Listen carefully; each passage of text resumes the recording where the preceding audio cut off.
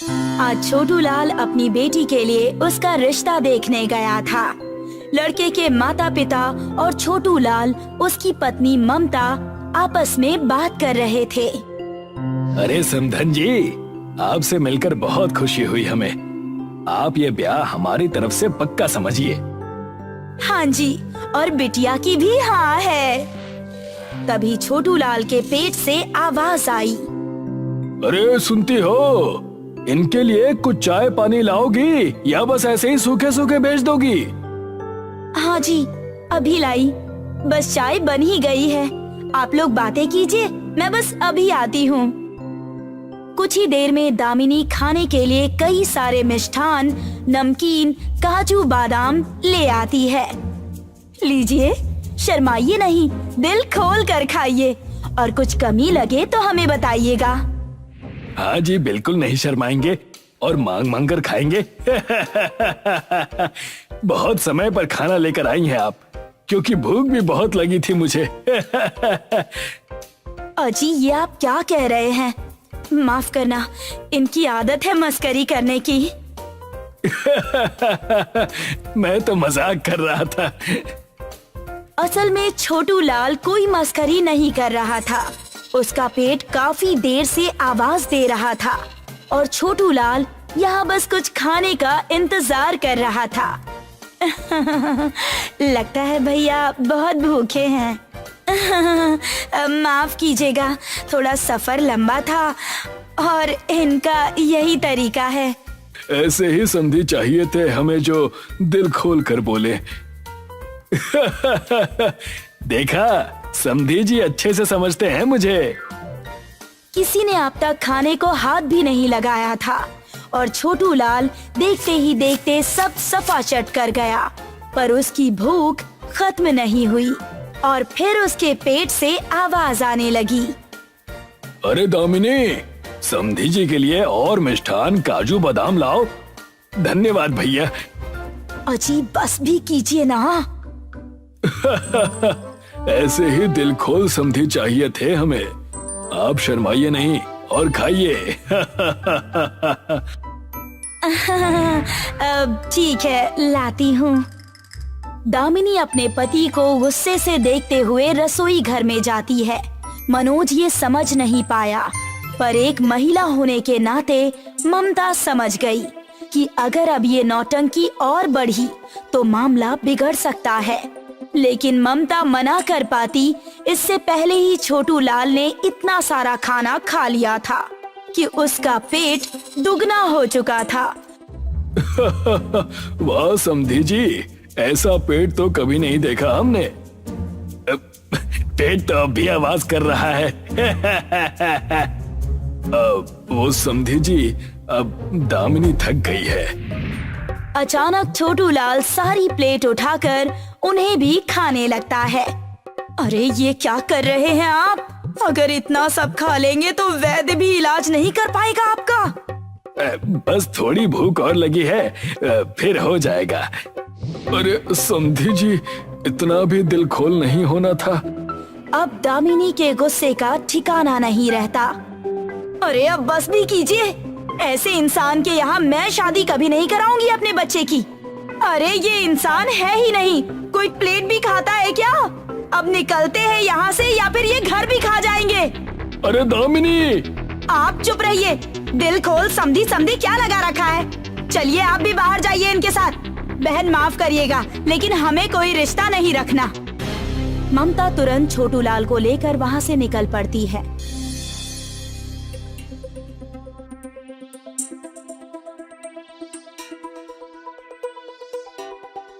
दोनों घर आते हैं और नुपुर बात जानकर रोने लगती है।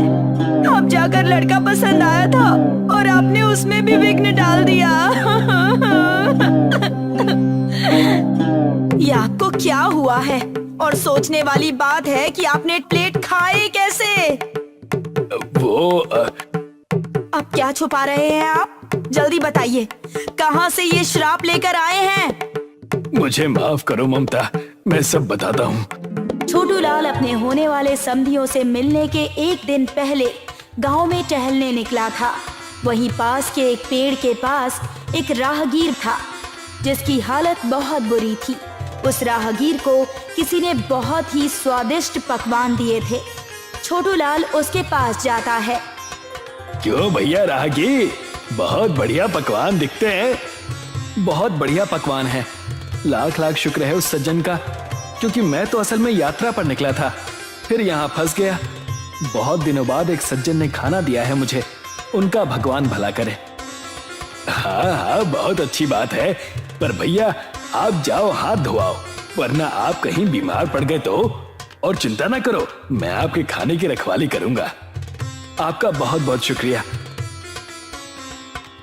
राहगीर वहां से जाता है और हाथ धोकर लौटता है तो देखता है कि छोटू लाल ने उसका सारा खाना खा लिया है।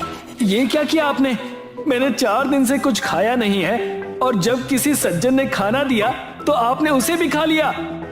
अरे भैया, ऐसा नहीं है, तुमने इतने दिन से खाना नहीं खाया। मैं तो बस देख रहा था कि खाना ज्यादा गर्म या ज्यादा ठंडा तो नहीं है, और बस खाने की जांच करते करते पता ही नहीं चला।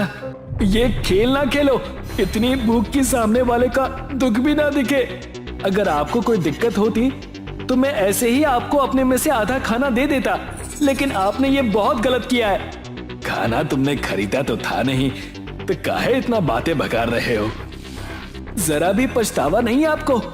मैं आपको श्राप देता हूँ कि आप कितना भी खाना खाएं, आपका पेट कभी नहीं भरेगा, और जो भी चीज नजर के सामने आएगा आप उसे भी खा जाएंगे। ये भी कोई श्राप हुआ? अब तो और मिष्ठान के लिए जगह बन जाएगी पेट में।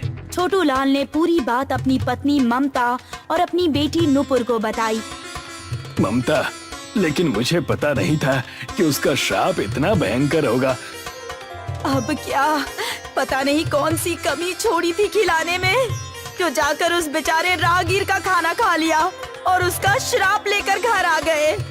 आपकी वजह से मेरी शादी टूट गई। तभी छोटू लाल का पेट फिर जोरों से बोलता है। फिर भूख लगी है ममता, कुछ खिला दो ना। अभी प्लेट खाकर भी पेट नहीं भरा आपका? जाओ और जाकर बाहर कुछ खाओ। पता नहीं कहाँ मत मारी गई थी पिताजी की, जो मेरी शादी यहाँ करवा दी। इंसान दिमाग से सोचता है और ये है कि पेट से सोचते हैं। छोटू लाल भूख के मारे खाने निकल जाता है।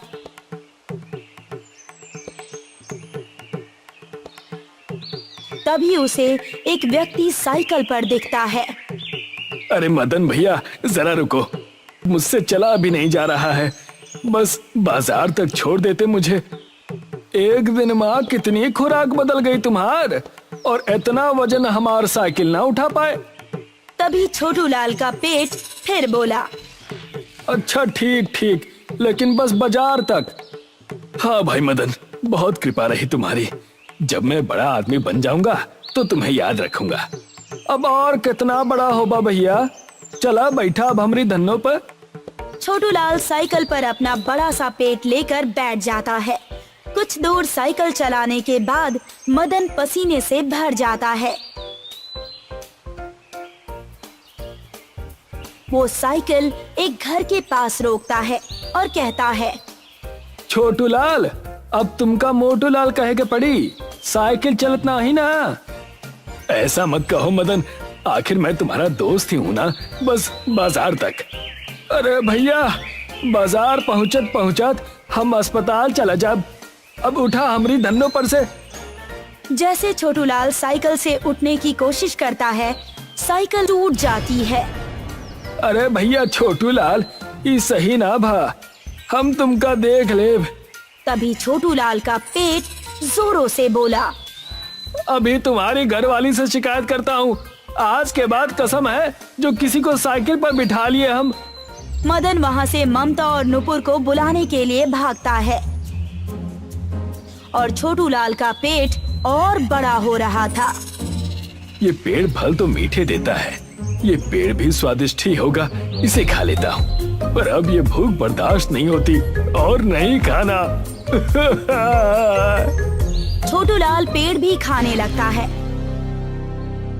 तभी उतने में ही उसकी पत्नी और बेटी आ जाती है मदन के साथ, और वो लोग उस राहगीर को भी साथ लाए थे। ममता, मुझे और नहीं खाना, पर मुझे भूख लगी है।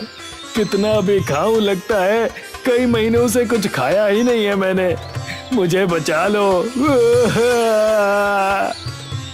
अरे जी, ये तो बड़ा ही बुरा हाल है आपका। इसीलिए हम इन राहगीर जी को ढूंढने के लिए निकले थे, ताकि ये अपना श्राप वापस ले लें। और दद्दा, बहुत खतरनाक शराब है ये तो। अरे भैया, राहगीर माना हमने कि छोटू लाल गलत कीन है, लेकिन थोड़ी दया खाओ भैया। पेट देखो, लगत है जैसे कुआं है इनका। हाँ राहगीर जी, मेरे पिताजी को ठीक कर दीजिए। माफ करना, पर अब मैं भावनाओं में नहीं बहूंगा और कोई श्राप वापस नहीं लूंगा। और भूख लगी है। अरे भैया, तुम्हार श्राप छोटू लाल के साथ साथ पूरे गांव के लिए शराब बनाता है। वो पर एक बार आप हमारे घर आ जाते और हमसे कहते तो हम सारी समस्या ठीक कर देते। इतनी सजा बहुत है इनके लिए, अब बस करिए। ठीक है, लिया श्राप वापस, लेकिन जब कभी ये ऐसी कोई हरकत फिर से करेंगे तो ये श्राप इन्हें फिर से लग जाएगा। छोटू लाल फिर ठीक होने लगता है और उसका पेट जो बढ़े जा रहा था अब वापस सही अवस्था में आ जाता है। भैया राहगीर, मुझे क्षमा करना, मैंने तुम्हारे साथ बहुत गलत किया। भगवान कभी किसी को भूखा ना रखे। बहुत तकलीफ वाली बात है और हमें हर दूसरे की मदद करनी चाहिए ताकि कोई भूखा ना सोए। एकदम सही। तभी छोटू लाल का पेट फिर से बोला, चलिए आज सबका खाना मेरे घर, जी भर के खाइएगा सब। एक गांव में सुधा नाम की एक बहुत मोटी लड़की रहा करती थी। गांव के सभी लोग उसके मोटापे की वजह से मोटी मोटी कहकर उसे बुलाया करते थे। सुधा को भूख बहुत लगती थी। वो चाहे जितना भी भोजन करती, मगर उसकी भूख कुंभकर्ण की नींद की जैसी थी। उसका पेट ही नहीं भरता था। उसकी माँ विमला को उसकी बड़ी चिंता रहती थी। एक दिन सुधा सज धज कर कहीं जा रही थी। अरे, इतना सज धज के कहाँ जा रही है सुधा? आज ना तो होली है और ना ही दिवाली। क्या माँ, कभी कभी तो मैं श्रृंगार करती हूँ, अब उसमें भी आपको दिक्कत होने लगी। क्योंकि जब जब तू श्रृंगार करती है ना, तब तब मेरा दिल बैठ जाता है, ये सोचकर कि पता नहीं तू किसका बेड़ा गर्क करने जा रही है। गांव वाले तो मेरा मजाक उड़ाते ही हैं। अब तो आप भी गांव वालों के साथ साथ मिलके मेरा मजाक उड़ाने लगी। गांव वाले तेरा मजाक नहीं उड़ाते, सच कहते हैं। कितनी बार कहा है कि कम खाया कर, कम खाया कर। मजाल है कि तेरी कान पर जू भी रेंगी हो। और नतीजा ये हुआ कि तू हो गई है फूल के कुप्पा। हाँ तो क्या बुरी बात है माँ, फूल के कुप्पा ही तो हुई हूँ ना, सूख के छुहारा तो नहीं हुई। मुझे ऐसी लड़कियाँ बिल्कुल भी पसंद नहीं है कि जरा सी हवा चले और उसमें वो उड़ जाए। हाँ, लेकिन मुझे भी ऐसी लड़कियाँ पसंद नहीं जिनके शरीर बुलडोजर की तरह हो जाए, कि अगर गलती से भी उनका शरीर किसी दीवार से टकरा जाए तो दीवार ही टूटकर गिर जाए। मैं जा रही हूँ माँ, घर आकर बात करूँगी। अरे मेरी बात तो सुन। अरे मगर सुधा विमला की पूरी बात सुने बगैर ही वहाँ से चली गई। इधर सुमन का घर जगमगा रहा था। बारात आ चुकी थी। सुमन के पिता कन्हैया लाल दरवाजे पर अपने सभी अतिथियों का स्वागत कर रहे थे कि तभी कन्हैया लाल की नजर दूर से आई हुई सुधा पर पड़ी। कन्हैया लाल घबराते हुए तुरंत अपने बगल में खड़े नौकर छोटू से बोले, छोटू, ये मैं क्या देख रहा हूँ? क्या देख रहे हैं मालिक, और अचानक आप इतने घबरा क्यों गए? अरे वो सामने उस मुसीबत को देखा जो हमारे ही घर की ओर चली आ रही है। कन्हैया लाल के कहने पर छोटू ने जैसे ही सामने की ओर देखा तो उसके चेहरे पर भी घबराहट झलकने लगी। मालिक, मैं भी वही देख रहा हूँ जो आप देख रहे हैं। तेरा सत्यानाश हो जाए छोटू। तुझसे मैंने कहा था कि विमला देवी के घर पर शादी का कार्ड मत देना। मुझे लगता है कि तू गलती से विमला देवी के घर पर कार्ड देकर आ गया। नहीं नहीं मालिक, लगता है कि आप घबराहट में ये भूल गए हैं कि मैं आपके घर का नौकर हूँ, मालिक नहीं। अरे छोटी मालकिन की शादी के कार्ड तो आपने और बड़ी मालकिन ने स्वयं मिलकर बांटे थे। अब सही कह रहा है छोटू, लगता है कि मेरी इस बार की बदनामी तो पक्की है। मुझे डर लग रहा है कि कहीं मेरी बिटिया की शादी ही ना टूट जाए। लेकिन ऐसा क्यों मालिक? अरे मूर्ख, सामने उस मोटी को नहीं देख रहा? सारे के सारे बारातियों का खाना खा जाएगी। जब बाराती भूखे लौटेंगे तो जाहिर सी बात है मैं कहीं मुंह दिखाने के काबिल नहीं रहूंगा। तभी सुधा कन्हैया लाल के करीब आकर खड़ी हो गई। नमस्ते अंकल जी, सुमन ठीक तो है ना? हाँ हाँ, बिल्कुल ठीक है सुमन। सुमन को क्या हुआ? अरे उसका अभी विवाह होने वाला है। नहीं, मैंने इसीलिए पूछा कि आपका चेहरा कुछ घबराया हुआ सा लग रहा है। सुधा, तुम्हें देखकर तो बड़े बड़े सुरमाओं के चेहरे पर पसीने छूट जाते हैं। वैसे क्या तुम बताओगी कि तुम यहाँ पर आई क्यों हो?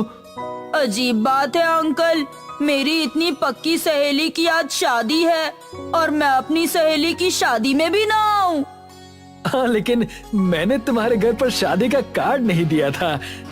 कार्ड तो गैरों को दिया जाता है अंकल, अपनों को नहीं दिया जाता। जब माँ ने मुझे बताया कि आपने शादी का कार्ड नहीं भेजा तो मुझे बिल्कुल भी बुरा नहीं लगा, बल्कि मैंने तो यही कहा कि कन्हैया लाल जी को मैं अपना पिता मानती हूँ और बेटी क्या अपने पिता के घर ऐसे ही नहीं जा सकती? बेटी को भला कार्ड की क्या आवश्यकता?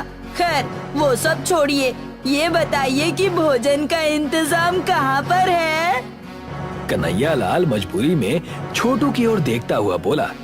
छोटू, जाओ सुधा को बता दो कि अतिथियों के भोजन का इंतजाम हमने कहाँ किया है। छोटू सुधा को पंडाल की ओर ले गया। सुधा जमीन पर बैठ गई और छोटू की ओर देखकर बोली, जाओ जाकर जल्दी से मेरे लिए गरम गरम पूरी लेकर आओ। छोटू एक थाली में बहुत सारी सब्जी और कुछ पूरियां लेकर आया। अरे ये क्या है, सिर्फ इतनी सी पूरियां? कैसी बातें कर रही हो सुधा जी? अरे ये पूरे 3 आदमियों का खाना है, आप इसे इतनी सी पूरियां बोल रही हैं? अरे तुम जिन 3 आदमियों की बात कर रहे होगे उनकी खुराक बहुत कम होगी, मेरा हाजमा थोड़ा अच्छा है। तभी सुधा की नजर पूरियों से भरी हुई टोकरी पर पड़ी। जाओ वो पूरियों से भरी हुई टोकरी उठाकर ले आओ। अरे वो तो बहुत सारी पूरियां हैं। जो बोला है वो करो। क्या तुम्हारे मालिक ने तुम्हें अतिथियों का सम्मान करना नहीं सिखाया? क्या तुम अतिथि को भूखा यहाँ से जाने दोगे? लाता हूँ। इतना कहकर छोटू पूरियों से भरा हुआ टोकरा वहाँ पर ले आया। देखते ही देखते सुधा सारी पूरियां खा गई। जाओ जाकर अब की बार 2 पूरियों के टोकरी लेकर आओ, और सुनो, काशी फल की सब्जी और गुलाब जामुन भी लेकर आना। वो क्या है ना कि खाना खाने के बाद मुझे मीठा खाना बहुत पसंद है। और हाँ, सामने रायते से भरी हुई 2 बाल्टी दिख रही है ना, वो भी मेरे पास लाकर रख दो। वो क्या है ना कि खाने के बाद मुझे रायता बहुत पसंद है, खाना जल्दी हजम हो जाता है। छोटू पूरियों की 2 टोकरी लेकर आया और सुधा देखते ही देखते वो भी चट कर गई। कुछ ही देर में सुधा सारे बारातियों का खाना खा गई, यहाँ तक कि सुधा ने मिठाई का एक भी टुकड़ा नहीं छोड़ा। अब कहीं जाकर मुझे ऐसा लगा कि मैंने थोड़ा बहुत खाया है, अब घर पर जाकर खाऊंगी। सुधा वहाँ से चली गई। अरे मैं तो लुट गया, मैं बर्बाद हो गया। अगले दिन सुधा की माँ विमला बाजार में किसी काम से आई कि तभी उसकी नजर कन्हैया लाल पर पड़ी, जो अपने परिवार के साथ बोरिया बिस्तर समेटकर कहीं जा रहा था। अरे नमस्ते कन्हैया लाल जी, अपने परिवार के साथ सारा सामान लेकर कहाँ जा रहे हैं आप? जी अजी, कहाँ जाऊंगा, ये गांव छोड़कर जा रहा हूँ, वो भी आपके कारण। मैं कुछ समझी नहीं कन्हैया लाल जी। कल मेरी बेटी सुमन की शादी थी, आपकी बेटी सुधा बगैर बुलाए वहाँ पर आ गई और सारे बारातियों का खाना खा गई। आपको पता है, सारे बारातियों को भूखा वापस लौटना पड़ा। लड़के वाले तो शादी तक से इनकार करने लगे, ये बोलकर कि मैं बारातियों को ठीक से भोजन तक नहीं दे पाया। कुछ वर्षों बाद मेरी छोटी बिटिया की भी शादी है। आपकी बेटी कल को मेरी छोटी बिटिया की भी शादी में पहुंच जाएगी और सारे बारातियों का खाना खा जाएगी, इसीलिए मैं ये गांव छोड़कर पहले ही जा रहा हूँ। इतना कहकर कन्हैया लाल वहाँ से चला गया और विमला क्रोधित होते हुए सीधे घर पर पहुँच गई। घर पर सुधा बिस्तर पर आराम से लेटी हुई थी। तो आखिरकार तुमने वही किया जिस बात का मुझे डर था। तुम्हें क्या जरूरत थी कन्हैया लाल जी की बेटी की शादी में जाने की? तुम्हें पता है तुम्हारी वजह से कुछ देर पहले मुझे बाजार में कितना अपमानित होना पड़ा। बेचारे कन्हैया लाल जी कितने अच्छे व्यक्ति थे, तुम्हारी वजह से वो गांव छोड़कर जा रहे हैं। अब मैं क्या करूँ माँ, जब भी गांव में कहीं शादी होती है तो मेरी भूख दुगनी हो जाती है और मैं खुद के ऊपर कंट्रोल नहीं कर पाती। कितनी बार कहा है कि अपना ध्यान खाने के अलावा कहीं और लगाओ, लेकिन नहीं, घूम फिर कर तुम्हें बस खाना ही नजर आता है। मैंने सोच लिया है तुम्हें आज से काम पर भेजूंगी। काम पर भेजूंगी से क्या मतलब? बिरजू हाथी वाले के यहाँ पर 4 हाथी पले हुए हैं। तुम आज से वहाँ पर जाओगी। दिन रात जब वहाँ पर भागा दौड़ी करके उठक बैठक करोगी ना, तब तुम्हारा वजन अपने आप कम हो जाएगा। और बिरजू को मैं ये बोल दूंगी कि वो तुम्हें सुबह से लेकर शाम तक बिल्कुल भी खाना ना दे। अगले दिन विमला बिरजू हाथी वाले के यहाँ पर सुधा को छोड़कर आ गई। सुनो सुधा, यहाँ तुम्हारे घर वाले नाज नखरे नहीं चलेंगे। ये हाथी देख रही हो, इन सबको भोजन तुम खिलाओगी। यहाँ तक कि इन हाथियों को नहलाना और इनका गोबर साफ करना। ध्यान रखना, अगर मैंने तुम्हें 1 सेकंड के लिए भी बैठा हुआ देख लिया तो मैं 1 पैसा नहीं दूंगा। इतना कहकर बिरजू वहाँ से चला गया। सुबह से लेकर शाम तक भूखी रहकर सुधा की हालत खराब हो गई। तभी उसकी नजर हाथियों के बहुत सारे केलों पर पड़ी। अरे मैं तो मूर्ख थी जो सुबह से लेकर शाम तक भूखी रही। अरे केले किस काम आएंगे? सुधा हाथियों के सारे केले खा गई। ये तुमने क्या किया सुधा? ये तो हाथियों के 10 दिन का खाना था। मैं तो लुट गया, बर्बाद हो गया। क्या मैं कल से काम पर आऊँ बिरजू चाचा? नहीं सुधा, तुम्हें अब कल से काम पर आने की कोई जरूरत नहीं। मुझे तो लगता है कल से अब मुझे कोई और काम देखना पड़ेगा ताकि मैं अपने हाथियों के लिए कहीं से भोजन का इंतजाम कर सकूं। बिरजू ने सुधा को काम से निकाल दिया, बल्कि वो बेचारा तो खुद मजदूरी करके अपने हाथियों का पेट पालने में लगा हुआ था। मगर सुधा की भूख दिन ब दिन बढ़ती जा रही थी। थक हार कर विमला ने सुधा की नौकरी एक सरकारी स्कूल में लगवा दी। सुधा सरकारी स्कूल में नौकरी पर जाने लगी। सुधा, तुम्हारे बारे में तो सभी लोग जानते हैं कि तुम कितनी बड़ी भुक्खड़ हो। यहाँ तक कि तुमने बिरजू हाथी वाले तक का बेड़ा गर्क कर दिया। इसमें मेरी कोई गलती नहीं है मैडम जी। अब मुझे भूख ही इतनी लगती है तो मैं क्या करूं? तुम्हारी माँ ने मुझसे कहा है कि तुम्हें स्कूल में दिन भर खाने को कुछ भी ना दिया जाए। याद रखना, अगर मैंने तुम्हें खाना खाते देख लिया ना, तो फिर मैं तुम्हारी माँ से तुम्हारी शिकायत कर दूंगी और तुम्हें 1 फूटी कौड़ी भी नहीं दूंगी। 2 दिन तक सुधा ने तो बड़ी मुश्किल से अपनी भूख के ऊपर कंट्रोल किया। दोपहर के समय सुधा भूख से बेहाल स्कूल में थी कि तभी उसकी नाक भोजन की सुगंध से टकराई। अरे ये इतनी अच्छी खुशबू कहाँ से आ रही है? मुझे जाकर देखना चाहिए कि स्कूल में आखिरकार इतना अच्छा भोजन कौन लेकर आया है। सुधा ने देखा तो वहाँ पर सरकार की तरफ से आया हुआ बहुत सारा भोजन रखा हुआ था। देखते ही देखते सुधा सारा भोजन चट कर गई। तभी वहाँ पर स्कूल की प्रिंसिपल आ गई। अरे तुमने ये क्या किया सुधा? तुम तो सारे बच्चों का खाना खा गई। मुझे बहुत तेज भूख लग रही थी मैम। मुझे पता ही नहीं चला कि सारा भोजन समाप्त हो गया। तुम्हारी सजा ये है कि आज रात तुम घर नहीं जाओगी, सारी रात बंद रहोगी। सुबह तक तुम्हारी अक्ल ठिकाने आ जाएगी। प्रिंसिपल सुधा को बंद करके चली गई। सुबह तक सुधा को बहुत तेज भूख लगने लगी।